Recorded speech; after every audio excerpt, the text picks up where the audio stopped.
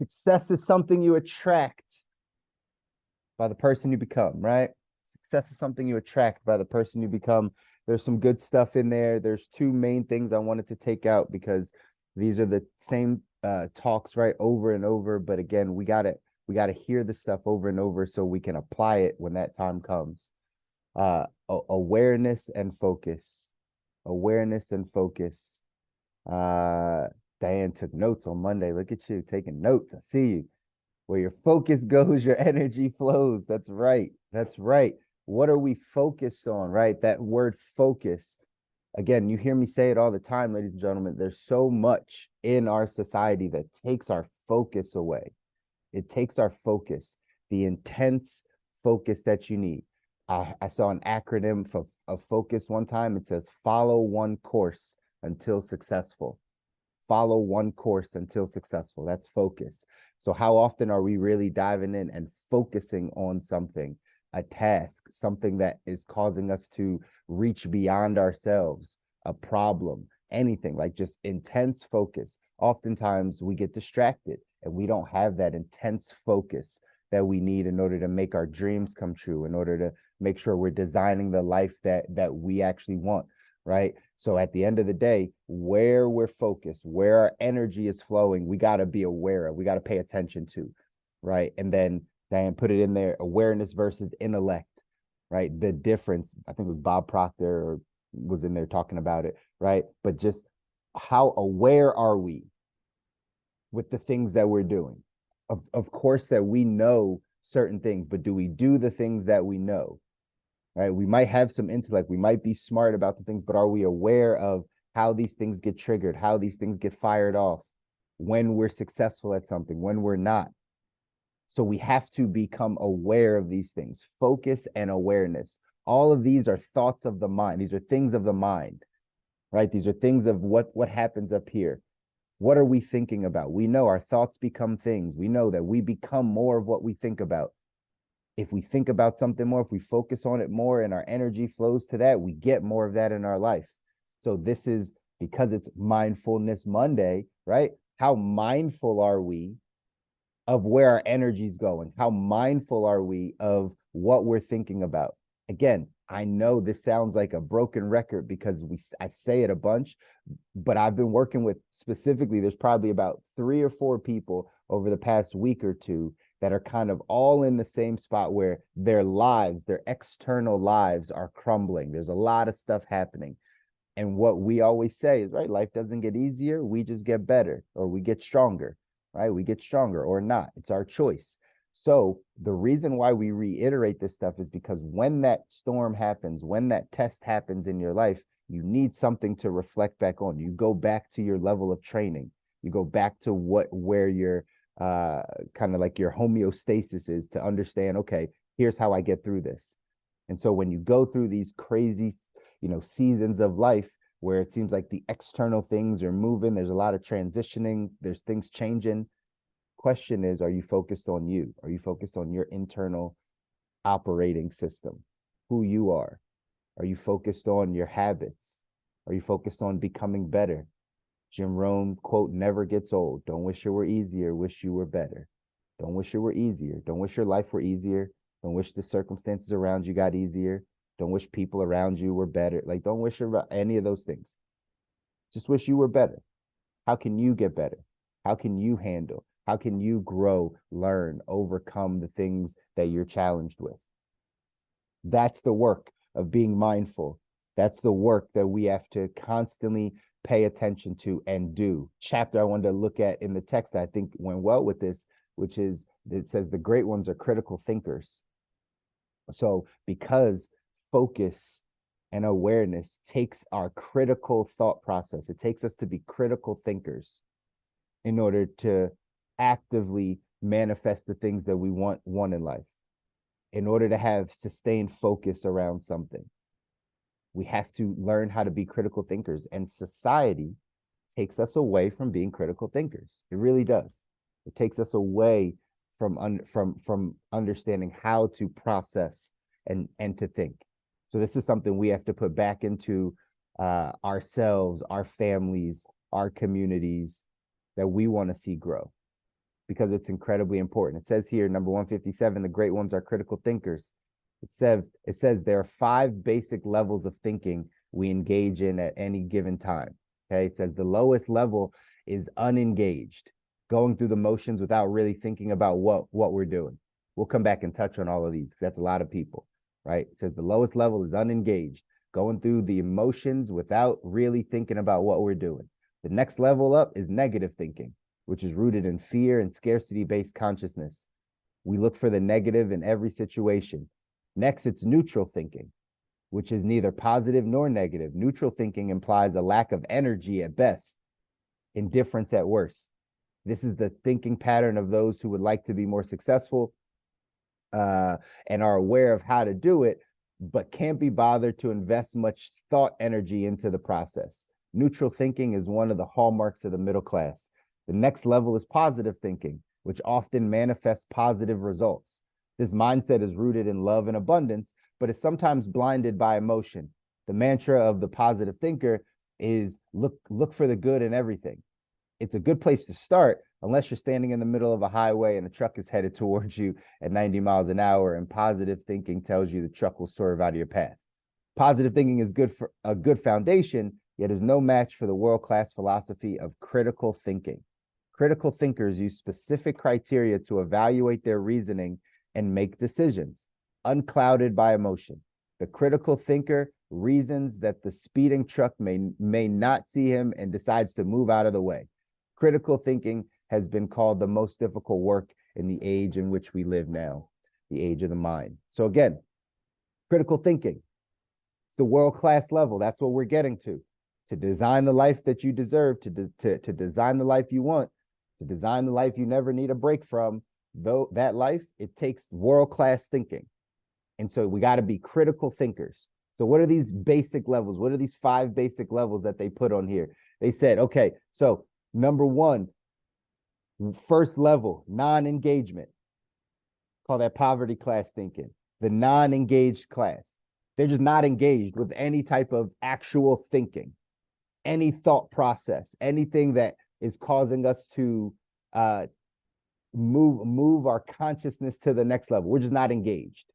These are the people that don't want to hear about the money conversation. They don't want to hear about the war conversation. They don't want to hear about the economy. They don't care about the job log. Like, just give me my TV and my drink and I'm good. Like, just leave me out of the way, right?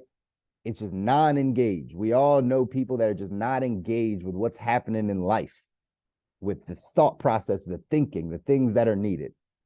That's not us. But just know that is the lowest level of thinking. It's the unengaged. They just go through the motions. Now, the second one, the next level up, is negative thinking.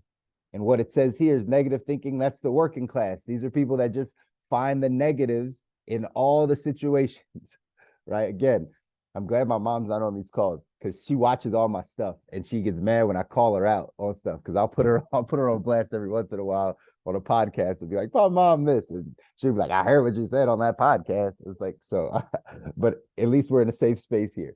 But this is my mom, right? She's negative thinker. I mean, love my mom, but we're literally, the last time I was thinking of this was the NBA finals, or actually, was it the finals? Whenever the Boston Miami, right? Because my mom still pays attention to basketball, and so right, Miami was up, Boston had to come back, and like from the time they won like game 5 or whatever, they came back.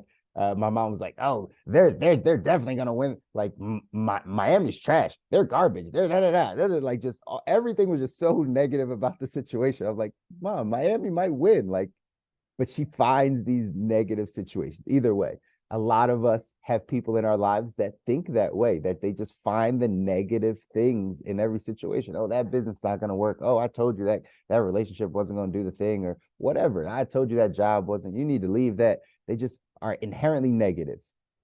That's another level of thinking. We're going to surpass that level too. Third level says neutral thinking. Neutral thinking. This is where a lot of people in the middle class sit. That's why it says this is a hallmark of the middle class. Neutral thinking. Not one way, not the other. Understand one side, understand the other side. Kind of stay in the middle. Play in the middle. they don't take time to give themselves an opinion about something, or right, something that they can solidify and say, this is my belief around this thing. That's why it says next to neutral thinking, which is neither positive nor negative. Neutral thinking implies a lack of energy at best and indifference at worst. So lack of energy, like I'm not even going to put energy into thinking about which side I stand on this side. I'm not even going to put energy into, like, I understand what's happening in politics, but I'm not going to put any energy into this side. I don't have energy for this, right? We do that in a lot of different areas. Again, we can talk about it in money. Like, people just don't put energy into fixing their financial life or whatever the case is. Indifference could be the other side of it. Like, you're just indifferent about it. Like, this just doesn't matter. But that neutral thinking, it's a hallmark of middle class thinkers. We got to make sure that we stay out of that side. Be on one side or the other, right? Nothing in the middle. Be on one side or the other. Obviously, there's a lot of gray in our lives, right? There's a lot of gray areas, but just you being invested in thought to pick one side or the other, to have energy to make decisions is important. That's the third level. The fourth level is positive thinking. This is the upper class thinking, positive thinking, where you just start thinking everything's positive, right? Again, seeing the positive in every situation. It's the opposite of the negative thinker. The negative thinker sees the negative in every situation, but for the positive thinker, can you get the positive out of every situation? And again, it says here, this is a great place to start. This is a great place to start. It's a good starting place. So if you're here and you can spend most of your time in this area, thinking positive thoughts, thinking good things, thinking things that are reinforcing our beliefs, reinforcing your faith, reinforcing the promises of God, like whatever the positive side is, that you think on those things. How often are you sitting in this thought process? How often are you at this level of thinking? That's what we want to evaluate. But again, this positive thinking part is a good foundation. It gives you the ability to start seeing things a little bit more rosy, a little bit more optimistically. But then the key, the world-class thought process, the world-class level is critical thinking. That's the world-class level we got to get to. Critical thinking. And what does it say? It says critical thinkers use specific criteria to evaluate their reasoning and make decisions unclouded by emotion. Eventually, that's the place you want to operate out of the most.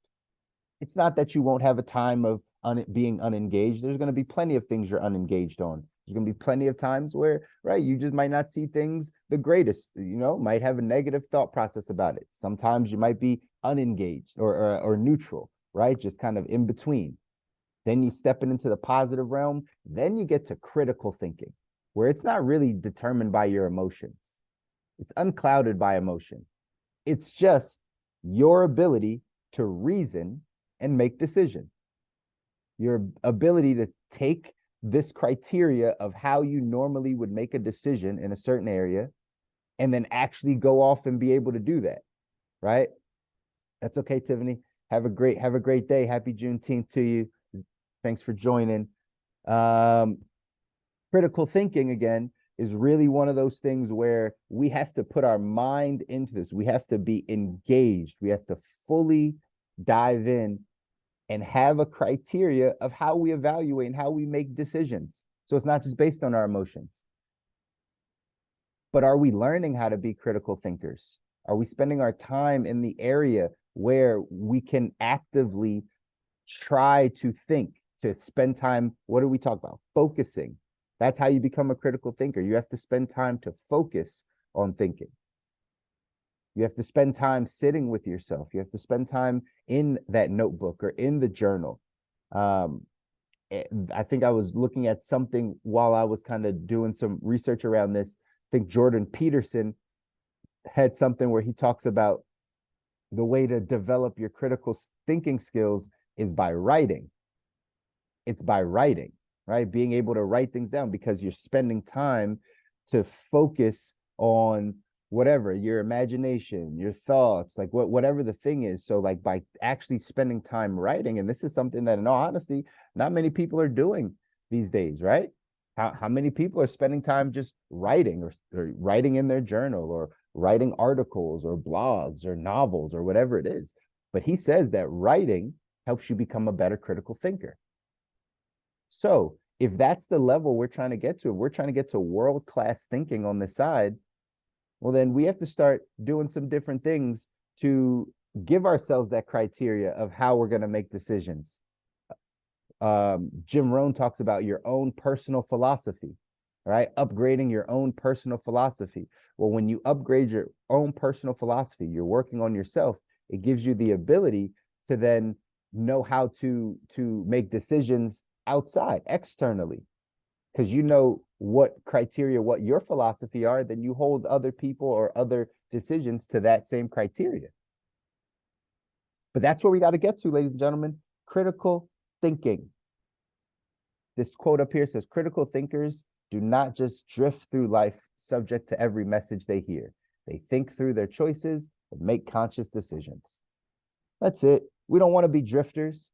We don't want to just go from one place to the next place, one idea to the next idea, one emotion to the next emotion. We don't want to just run through, drift through life in that way without purpose. So how do we avoid that drifting nature? Well, guess what? We've got to start thinking. We've got to start using our brain. We've got to start critically thinking. We've got to start spending some more time to focus and to be aware. Spending more time to be focused and to be aware of what's happening. That's it, right? It's a focus thing. It's a lot of times when we're not getting to where we need to be because we're not thinking critically on these things. It's because we're operating out of habit. We're going through the motions. Again, that's that lowest level, that unengaged thinking. As much as we might not want to be there, it's oftentimes when we go through lulls in our lives, when we hit that depressive state, when we hit that anxious state, that's what's happening. We're going through the motions. We're unengaged with our thinking. We're unengaged with the things that are important. We're just going through the motions without really thinking about what we're doing. Our lives are run off a habit. If there's, I've shown you guys Dr. Joe Dispenza a few times where he talks about your emotional home. There's a place emotionally that you like to go. There's a place emotionally that like you're used to going. Well, guess what? That starts to base how you operate when you're just at the lowest level of thinking, when you're unengaged and you're just going through the motions. It just goes back to that, who you were, right? Like how you're operating. So that's how we move through these levels, ladies and gentlemen. And that's what I want you to focus on. It says here, the action steps for today. It says, when you care about something, what type of thinker are you? How is your level of thinking impacting your current results? So when you care about something, when you care about it, how are you thinking? Are you critical thinking? Are you evaluating? Are you using reasoning? Are you making proper decisions that have nothing to do with emotion? Are you typically a level below that? Are you just positive thinking? Just everything's going to be good. Everything's going to be good. Life is going to be great. It's a great starting place, but it's not going to get you to critically think. You're positive, but you're not critically thinking. Are you just neutral? Are we sitting in the middle? Are we sitting in limbo? Are we just like, I don't care. I don't have energy to pay attention to this. Are we inherently negative? If so, we gotta be aware of that. We gotta catch those negative thoughts. We gotta catch what we're saying out of our mouth that might be inherently negative. That's where the awareness comes in. Let's make sure we're all past that stage of unengaged. Let's not be unengaged when it comes to thinking. Thinking is the hardest thing a man can do, a person can do. That's why little people engage in it. I feel like that was a quote by someone. I'm not sure who it was, but you can find it. Maybe I'll take that quote. But either way, right? Thinking is the hardest thing to do. That's why many people don't engage in it. Not us, not people like us that are designing our lives, that are going after the life that we deserve. We are engaged in this process. We're engaged in our thoughts. We're engaged in moving one step closer to our goals and dreams every day. We're engaged in every single morning waking up and having a routine and making sure that, we're controlling the day as best as we can.